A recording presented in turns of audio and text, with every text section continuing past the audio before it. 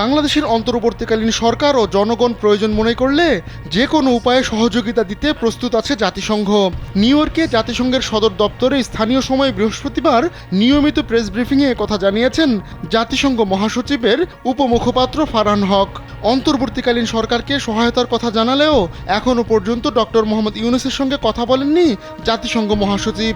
এ বিষয়ে জাতিসংঘ মহাসচিবের উপমুখপাত্র বলেন, জাতিসংঘ মহাসচিব ডক্টর মোহাম্মদ ইউনূসের সঙ্গে কথা বলেননি।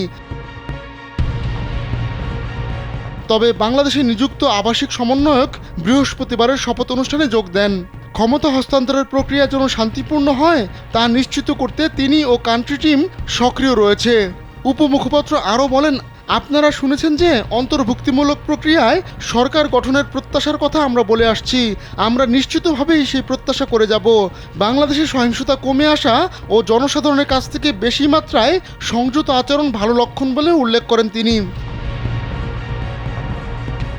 এদিকে কোটা সংস্কার আন্দোলন চলাকালে নিহতের ঘটনা তদন্তে জাতিসংঘের সম্পৃক্ততার বিষয়ে ফারহান হক বলেন, বাংলাদেশের নতুন সরকারের কাছ থেকে আনুষ্ঠানিকভাবে জাতিসংঘকে কী ধরনের অনুরোধ জানানো হয় তা তারা দেখবেন। তিনি বলেন, বাংলাদেশের সরকার ও জনগণ যে ধরনের সহযোগিতা প্রয়োজন বলে মনে করবে আমরা অবশ্যই যে কোনো উপায়ে তাদের সহযোগিতা করতে প্রস্তুত আছি। বাংলাদেশে হিন্দুসহ অন্য সংখ্যালঘু সম্প্রদায়ের হামলা নিয়েও কথা বলেছেন জাতিসংঘের এই কর্মকর্তা। তিনি বলেন, আমরা স্পষ্ট করে বলেছি যে সাম্প্রতিক সপ্তাহগুলোতে বাংলাদেশে যেসব সহিংসতা হচ্ছে তা কমিয়ে আনা হোক, সেটা আমরা নিশ্চিত করতে চাই। নিশ্চিতভাবেই যে কোনো ধরনের বর্ণবাদী আক্রমণ বা বর্ণভিত্তিক সহিংসতায় উস্কানির বিরুদ্ধে আমাদের অবস্থান।